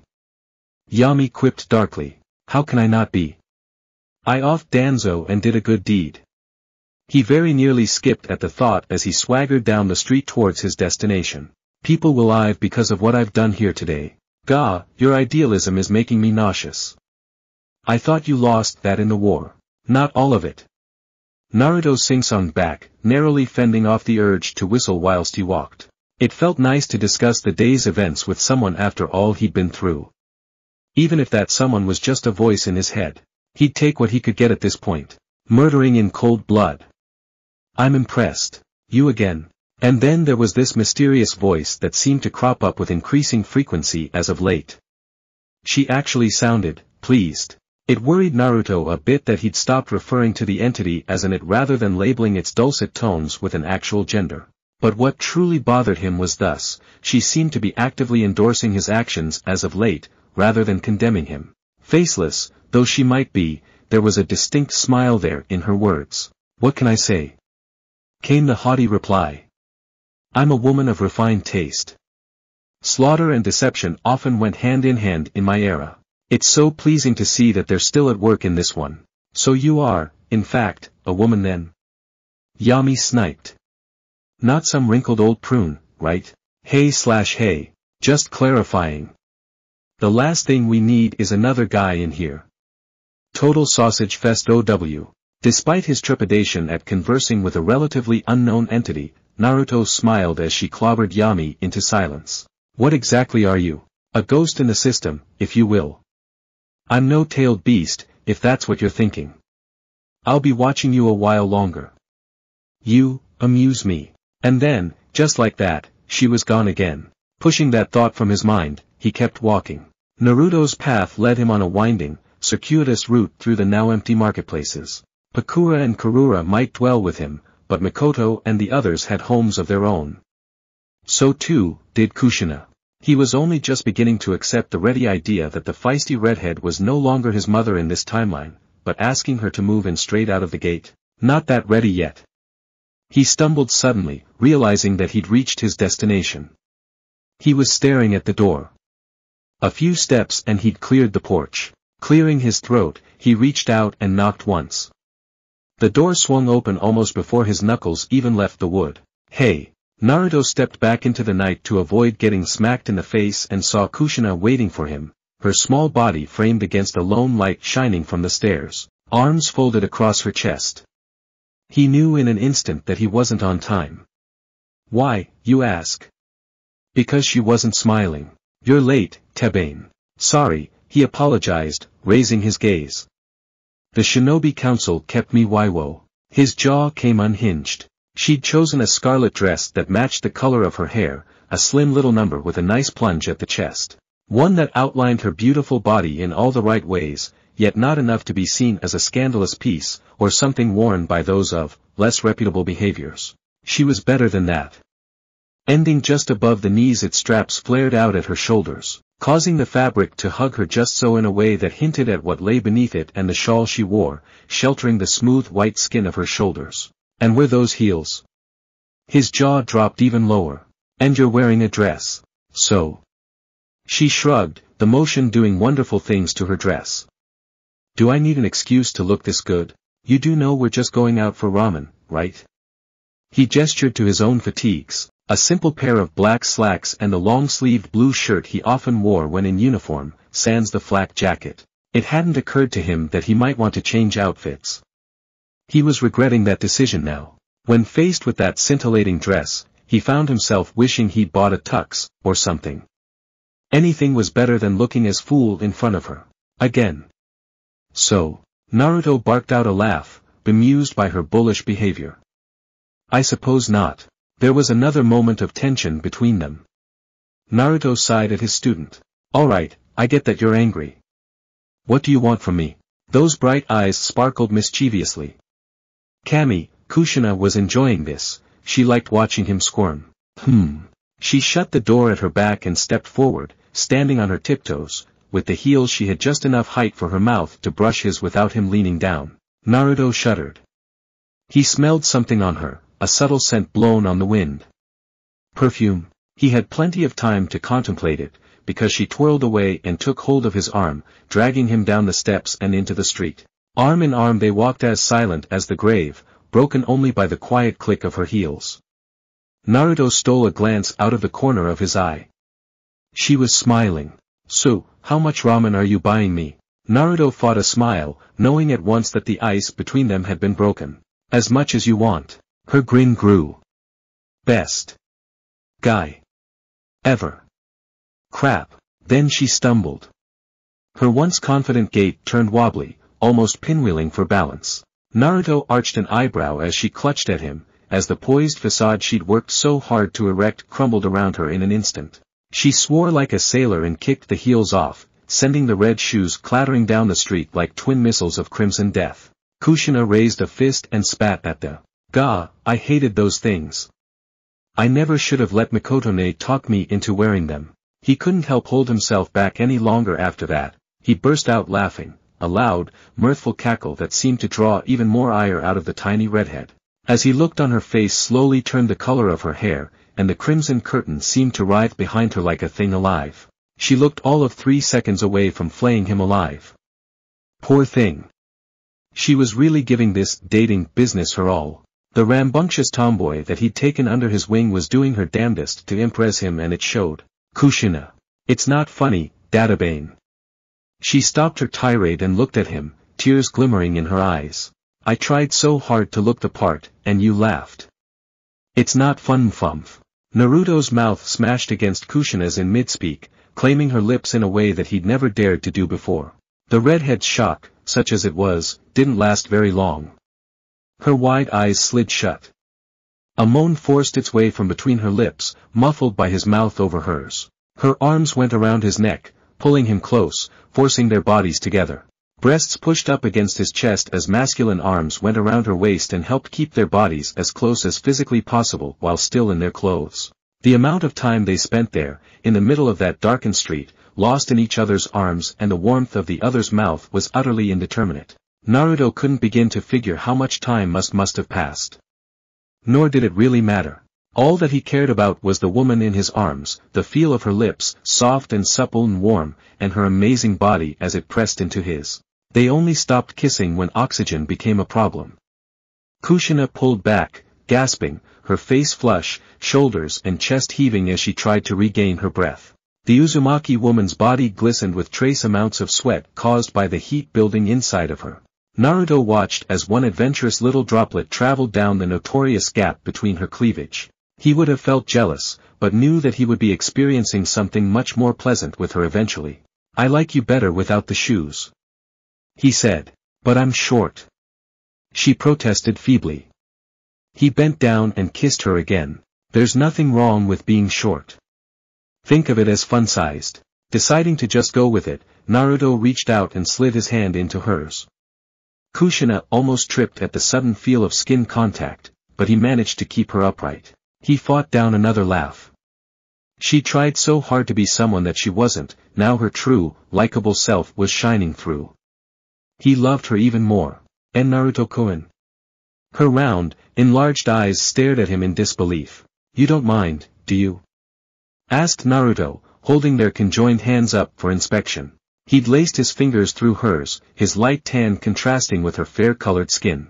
And not at all. Kushina squeaked, her face coloring further still. Naruto smiled, making her blush that much harder. Thank you. Kushina was incapable of speaking further, so she just looked away. Naruto snickered again. After that the date at Ichiraku went off almost without a hitch. They ate ramen like grand champions, each determined to best the other. Kushina beat him by a single bowl, 40 to his 39. She would have gone for more too, but poor Tucci ran out of ingredients. Good thing, too. Naruto's wallet was beginning to feel dangerously light. And so, nearing midnight, they departed. Silence was their guide for a time, and Naruto tried to content himself with that. Until they reached Kushina's doorstep. Well, she began, dithering at the door. Would you like to come in, sensei? Ga, just that one word reminded him of how horribly wrong this war. Naruto grimaced. Well, oh, stop fretting. She dragged him inside before he could protest further. He barely had time to take in her ramshackle one-bedroom apartment must have been what that door led to, in the light, before those lights went off. He was almost grateful for it. Her room might have been neat, but the state of the apartment was something else entirely, the tiny, confined space. No kitchen to speak of. An even smaller fridge that looked like it could barely hold a few quarts of milk, much less that empty carton on the counter. Damn thing. Kushina swore, flicking at the light switch, to no avail. Power's always on the fritz. How the hell do you live here? She shot him a bemused look in the dark. We can't all live in uptown, Naruto-kun. You should move. Can't, she remarked, hanging up her coat on a nearby rack. On the wages I make, this is all I could afford. Hell, even this dress was a loaner from Mikoto-ne. Naruto said nothing to that. What could he say? Move in with me. The words came from out of nowhere. Kushina spun around, disbelieving. Anything's better than living in this squalor. That's sudden. She seemed to consider his offer for a moment. I'd need some convincing to just move in with you, sensei. I could persuade you. You think so? She challenged, planting a hand on her hip. Naruto didn't give her the time to answer. Come here. She flung the door to her quarters open and swiftly dragged him inside, pulling his shirt as she went. They almost didn't make it to her room, she was too busy kissing him, her hands running over his muscular torso, ghosting along his biceps. His hands were equally as explorative as they struggled to remove her clothes. Kushina grabbed at Naruto's oblong lapels and pulled him towards her as she walked backwards into her room. She clawed at his clothing, trying frantically to remove them. His fingers had already expertly loosened up the clasps of her red dress, the sleeveless garment sliding down around her shoulders and biceps. He pushed her back onto the bed, and restrained a chuckle at her blushing face. While she was an extremely talented kunoichi, Kushina Uzumaki was still a virgin where the concept of intimacy was concerned. After disrobing, Naruto slid on top of the red-haired shinobi, his mouth slithering a wayward, winding line down her collarbone to her breasts. No control. He'd held himself back in her presence for far too long. Now, he gave himself away entirely. His tongue began circling her left nipple before he took it into his mouth, nipping down with his teeth. He heard Kushina inhale sharply above him at this sudden intimacy, making him smile widely as he began moved to her right breast to repeat the action. Once more his tongue slipped out of his mouth, this time garnering a small cry from his intended victim. On. His mouth found hers again, pinning her to the bed. He felt his cock, hard against her slit. Kushina pressed up against him in need. "I want you," she said. Inside. This time, there was no hesitation, no lapse between thought and action. Naruto simply slid back, spread her legs, and slowly lined himself with her sheath. This might hurt. Kushina bit her lip and nodded. Inch by decadent inch he sank into her, claiming her, branding her. When at last he was all the way in, he stilled, strain branching from the corners of his eyes. He felt rather than saw those orbs flash crimson, searing like the chakras he so desperately held in check. The sight of them did not seem to disturb Kushina in the least. She chose that moment to smile, and it was the most beatific thing he'd ever seen. He could barely bring himself to speak, gasping softly over the pain. She purred, Naruto-kun. The Black Death had to forcibly clench his jaw to keep it from falling off his face. Did Kushina have any notion how damned sexy she'd sounded just then? His lips found hers, their tongues meeting in a tangled cloth of intimacy. His hands rediscovered her breasts, kneading. "You feel so good." "Yes, but, more, please, like this?" He moved slowly at first, uncertain, hesitant to hurt. Kushina shuddered, quivering with delight. "Yes, please. Yes, yes, yes, yes, exactly like that." He moved faster. Faster still. Finally all she could do was wrap her legs around his waist and hold on.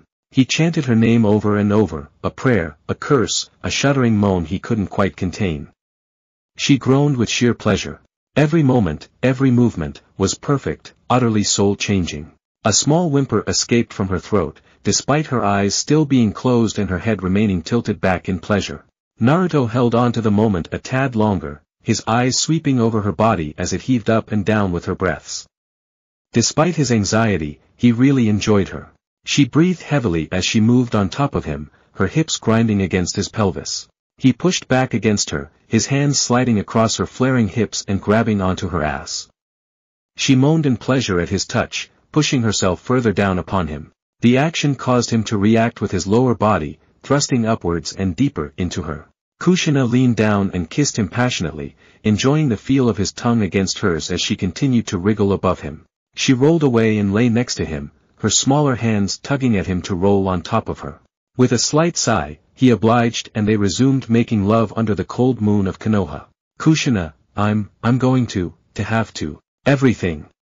She gasped, her voice building into a keen of utter ecstasy. "Give me everything." A roar left him, his entire body bowing. He hit her as deep as he could possibly go, so wonderfully deep, and yet still she arched up and tried to take him deeper.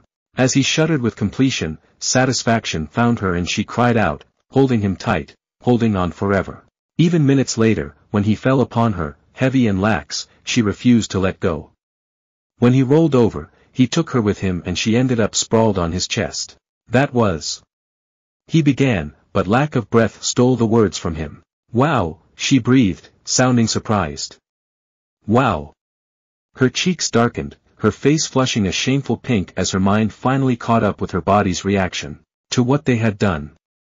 She squirmed, not to get away from him but closer to him, burying her head in his chest. She stayed like that for a long moment, as though she could somehow shelter herself from scrutiny so long as she refused to look at him. Naruto was suddenly struck by how adorable she was, felt his lips curling in a small smile. He kissed the top of her head, but instead of slumping against him the redhead gave him a predatory grin. "I'm not done with you yet." The two shinobi were soon moving again as Kushina straddled Naruto, taking him in her hands and slowly lowering herself into him once more. Naruto didn't get much sleep that night. He was weary the next morning, but it was a good kind of tired. Instead of meeting in the Hokage's office as per the original mandate that morning, he'd been redirected to the eastern gate instead. So he packed his belongings, donned his uniform, gave the sleeping Kushina a kiss, and set out to do the impossible once again. Funny how one man could grow used to such a thing. "Nice of you to join us." Inoichi and Shikaku were present to greet him, though the latter's wife was not. "What happened to Yoshino?"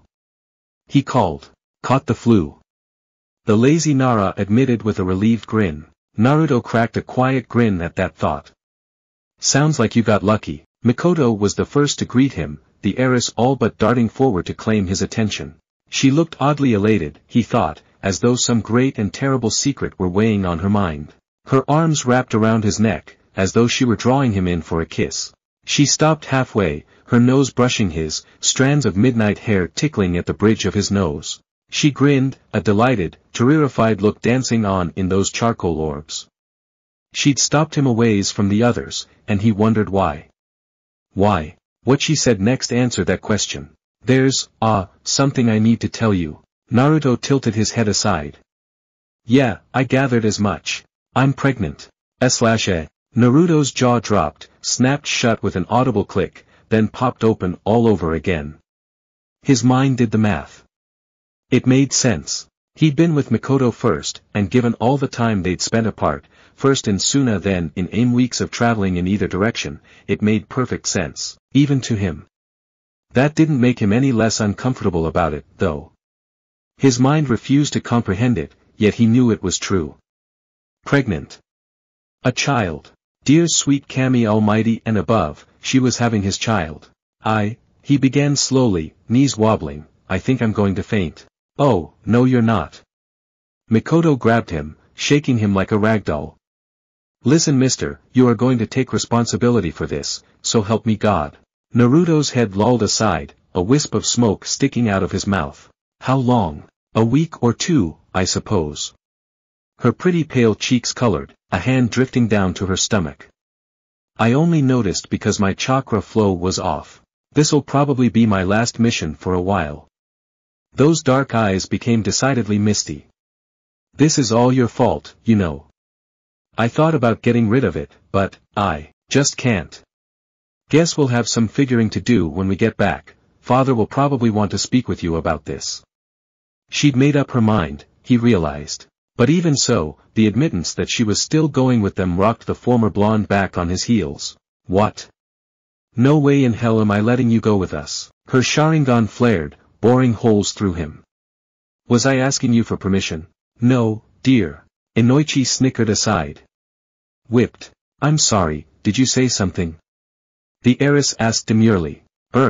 So, is this it? Is anyone replacing Yoshi? That'd be me." The Uchiha started as a new voice came from behind him. "Tsukumo-san." Naruto inclined his head respectfully toward Kakashi's father. Judging by the scathing look he received, the Hatake remembered their conversation from a few months back. Naruto silently prayed that he wouldn't have to come to blows with him over that. Gray eyes narrowed still further, scrutinizing him. Mikoto edged away from him as the senior jonin drew nearer, his mouth set in an inscrutable line. Neither spoke for a long moment, each man holding their tongue. Finally, the latter broke it, extending an arm. "An olive branch. You know what you're doing, I trust. More than you know." Naruto glanced down at the offered limb for a moment, then he reached down and clasped it.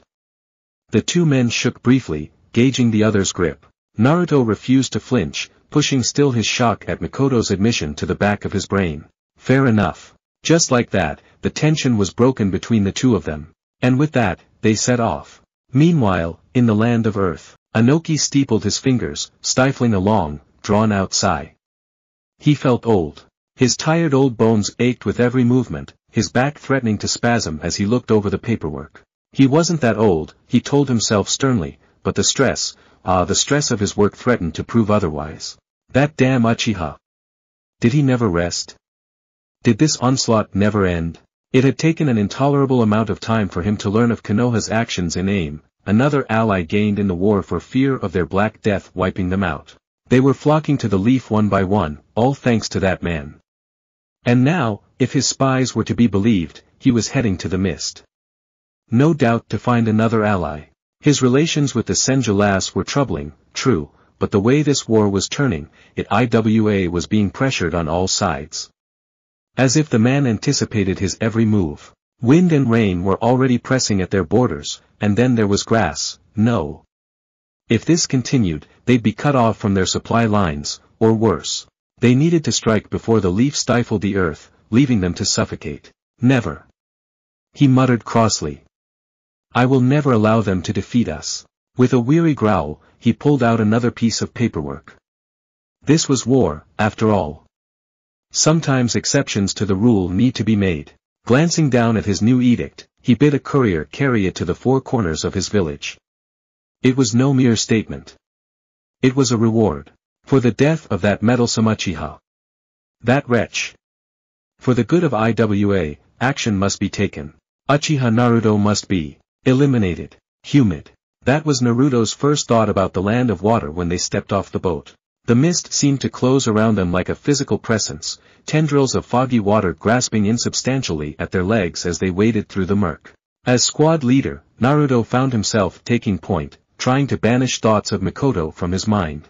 She hadn't spoken to him since they'd left the gates. He was beginning to think that their earlier argument had rankled her somehow. But he couldn't dwell on that now. His focus needed to be on the mission, anything else could be shoved aside until later. Alright, he began, turning to face his team, just so we're clear, this is a recon and retrieve mission. We'll keep to the border towns to avoid enemy shinobi and try to recruit some of the outlying clans without drawing attention. Avoid combat if you can. If any of us get made, it'll be that much harder to complete the mission. Shikaku stifled a sonorous yawn. And if we do get made? As he looked on the Uchiha seemed to shimmer with tongues of black flame. A touch of dread stole up the Nara's spine. Until this very moment, he hadn't thought much of the newcomer. He seemed rather high-strung, clashing with his own laid-back attitude. But now, looking at him, he felt something he hadn't experienced since his genin days. Fear. Peering into those soulless black eyes, watching them turn the color of blood, it gave him a dark chill. The wrath in those eyes would have put poor Yoshino to shame. I'll take care of it. He said, simply. How? Simple. You'll learn how I got my nickname. He answered, the bloody orbs of his dojutsu fading from sight once more.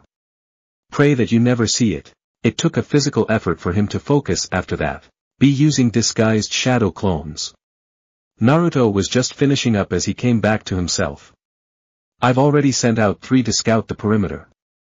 With any luck we'll find O. He jerked in mid-speak, spasming. Mikoto was at his side in an instant. What happened? They took out all 3. He murmured to himself. I wasn't expecting that. Who? Kagaya. Silence stole over the group. The Kagaya? Inoichi gulped, shattering the seemingly impassable void. As in that group of bone-wielding battle maniacs? It was impossible not to know of them. Nearly every village had a file on the crazed bloodline bone benders. Supposedly they were isolated to the land of water, constantly causing trouble and strife along the border of the village. Even so, no one had expected to encounter them. Finding the Kagaya should have been like finding a needle in a haystack. Wholly impossible. Yet here they were. As if fate had just thrust them in front of his face. The very same. In the end, Tsukumo decided to speak. What do you want to do? Let them come to us. Naruto said, stifling his immediate urge to confront the bone wielders purely out of curiosity. Alright, disguises.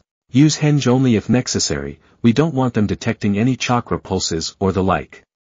Tugging up his cloak, he started forward, leaving them to follow. Pressing on, they soon left the dock behind, then the road itself. It wasn't long at all before they came to the first of many towns, a ramshackle assortment of buildings that looked a little more than hovels and in great need of repair. Cozy. Inoichi remarked. Shut your trap and move. Tsukumo barked. We're in enemy territory here. They entered something of a shantytown, decrepit and falling apart. Naruto felt something in him wrench as he gazed upon the beggars within, absently tossing them a few ryu as he passed.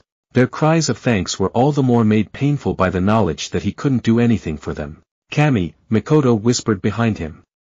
This is. The Black Death fought down his gorge and reached reflexively for his coin purse. Stay on track, he told himself. You can't save them all, not with coins at any rate. There will be time for these once Yugura is gone. So easy to say, so hard to practice. Ignoring the piteous cries which only became louder once the beggars realized he was watching them, Naruto studied each face in turn. He tried switching his emotions off. It didn't work. Not at all. Excuse me, mister. He glanced down as tiny hand closed around his pant leg. The feeble tug was just enough to attract his attention. He found himself staring down at a fair-haired little girl, perhaps all of 10 years old. His heart broke into 1,000 pieces at the sight of her. The thin rags she wore didn't even deserve to be called such, as they were little more than scraps of clothing. Her hair might have been black or maybe a very dark purple, but he couldn't tell beneath the dirt caking her tresses or face. Her skill was dark. But what held him were the eyes. They were a deep soulful saffron, much as his own were when he used Sage Mode. Something broke inside of him. Do you have any food? She asked quietly. I haven't eaten in a week. Bah, Yami snorted. She'll survive. Heartless. Hey, don't, Inoichi began. Sh. Mikoto hissed, swatting his hand. Let him be. Too late. Naruto was crouching down almost before he knew what was happening. He let his eyes flash red, Sharingan searching the girl for any sign of chakras or weapons. He found none. If she was an assassin sent to kill him, then she was a damn good one. Behind him, he could hear Shikaku fretting quietly. They must have looked quite the sight, 5 cloaked individuals, standing in one place. Who knew what kind of attention they must have attracted? Naruto didn't care. In that instant, he only had eyes, only had concern, for the poor child staring up at him. What's your name? Yoruchi. The child answered, staring unflinchingly at his eyes. Wow. Those golden eyes of hers were positively eerie. Where are your parents? Don't have any. She replied, slightly lisping the words. My mama died when I was little. Maido was a shinobi. He drank a lot. One day he didn't wake up. Naruto, that did it. Yes. Naruto pulled off his cloak and threw it aside in a whirlwind of motion, exposing the Konoha fatigues and the headband beneath. The effect was immediate. The little girl stared up at him, goggle-eyed. Remarkably, she didn't run. Her hands seemed to be frozen, her mouth hanging open in a wide, round O of surprise. What are you doing? Tsukumo hissed. The right thing. That's them. Just like that, they were surrounded. Dozens of faces, some shinobi, others not, glared back at him. Naruto wasn't surprised. Yagura's paranoia was legendary. He'd known all about the shinobi watching them from the moment they set foot into town. What he hadn't been expecting was their expressions. These weren't the faces of proud shinobi, these were the faces of exhaustion. He saw men, women and children who'd been browbeaten into following orders, depression etched into their eyes, nay, their very souls. He saw genin, chunin, even a few jonin amongst them. None of them looked like they wanted to fight. Hell, all the fight had probably been kicked out of them by their mad Mizukage. Whoa there. Naruto rose and held up his hands in a placating effort. Yoruchi ducked behind his leg, and an arm moved instinctively to shelter the little girl. We're not here to attack you. We come in peace. Why would Konoha send the Black Death on a mission of peace? A young boy shouted. You're here to wipe us out, aren't you? The response was deafening. A chorus of angry murmurs greeted those words. Gay. Mikoto muttered under her breath, Sharingan flicking from one end of the angry mob to the other. I hope you've got a plan, dear, because this isn't looking good. It would have been fine if someone didn't have a bleeding heart. Tsukumo grumbled. You just had to fall for the teary eyes, didn't why? Naruto decked him. The sudden blow sent the whitehead stumbling back and silenced the crowd, and the whitehead as well. Naruto stepped forward, his hand closing around the man's jacket. I will never, ever, turn my back on those in need. He hissed, Sharingan flaring. Those who break the rules and abandon their friends are scum. Those who ignore the weak and helpless are worse than scum. With a disgusted grunt, he shoved the older man away. Troublesome. Shikaku muttered, eyes narrowing. Naruto frowned, remembered where he was, quietly steeling himself. Now was not the time for action. He needed words to placate these people, not fists. But first, I'm here of my own volition, in case you all haven't noticed, folks. He supplied quietly burning holes into the first agitator with his eyes. I know you. You're Uchiha. When the youth bristled, his own smile grew. The container of the Rokubi. I'll wager you don't much care for your own life, being a loyal shinobi of Kirigakure, and what not, so I'll say it again, I'm not here to cause trouble. Boo. If you try and go Biju on me, I'm going to stomp all 6 tails off you faster than you can say Saiken. Understand? Before the baffled boy could dare to speak out again, the Uchiha whirled away from him. Now then, he clapped his hands together, producing a loud pop of sound. Anyone who'd like to leave the Mad Mizuki's rule is welcome to come and leave with us. Just raise your hand and I give you my solemn vow, no harm will come to you. There was a silence. Inoichi sighed, pushing a hand through his hair. Look, I appreciate your enthusiasm and all, but these people aren't like those Kagaya you're planning to meet. You can't just promise them something like a good battle and then expect them to listen. His words trailed off a lone hand stuck out of the back of the crowd. You there. Vindicated, Naruto's gaze snapped to that hand. Please, step forward. Uchiha. One of them protested. You can't trust them. Anything's better than living like this. A quiet voice supplied, almost reed-like in quality. Stand aside. Naruto nearly barked out a laugh as he watched a young the Byakugan eye help the girl to the front of the crowd. It was impossible to miss the difference. Those dough-brown eyes, that heart-shaped face, raven-black hair. He almost did a happy little jig right then and there because he was looking at Haku's mother. The resemblance was too uncanny for it to be anything else but a direct blood relation. Part of him crowed happily. Uchiha, was it? I as well. He spotted a shock of auburn in his paraphiles and his heart leapt. Mei Terumi, the woman who would one day be Mizuki's though a great deal younger, stood across from him. Jaden eyes bored into his, hard, unflinching. She wasn't yet the calm woman he remembered from the war. This girl was all edge and anger. There was a gleam in those green orbs that he didn't remember, though her blooming figure still drew a light flush to his cheeks. And who might you be? He asked, schooling his face into an impassive mask. My name isn't important, she answered. But she continued, could use your help. What do you need from me? Yagura needs a cure. I fail to see how this involves me. Naruto replied, suddenly realizing what she wanted. Now that he remembered it, she'd fought to establish order in the mist after Yagura fell. It made sense that would still be among her primary goals. Please, lift the curse that is ailing our Mizuki. Naruto stared at her for a moment, this girl who would one day blossom into the beautiful flower of the hidden mist. His eyes traced her outstretched hand, narrowed. His hand was suddenly in hers, shaking, reminding him just how much he had admired this woman in the future. Nothing more could have made Naruto's day. I will. Good. Her tone left no admission that she might have ever thought otherwise. Then I hope for your sake, Black Death, that you live up to your title as an army killer. What? And then something answered him. A deafening crash shook the town right down to its very roots, sending soft, subtle shivers of fear shooting through the earth. In the distance a roar reverberated, a terrible wail of undiluted fury that promised pain and suffering for whatever hapless soul found itself trapped in the creature's path. It sounded as though hell itself had been unleashed upon them, a deafening rumble that shook both heaven and earth. Shikaku gulped. What was that? That, Mei smiled, is the sound of the Sanbai. Inoichi's response summed up Naruto's thoughts quite nicely. Fuck. That's it for part 5. Thank you for watching and see you in the next video.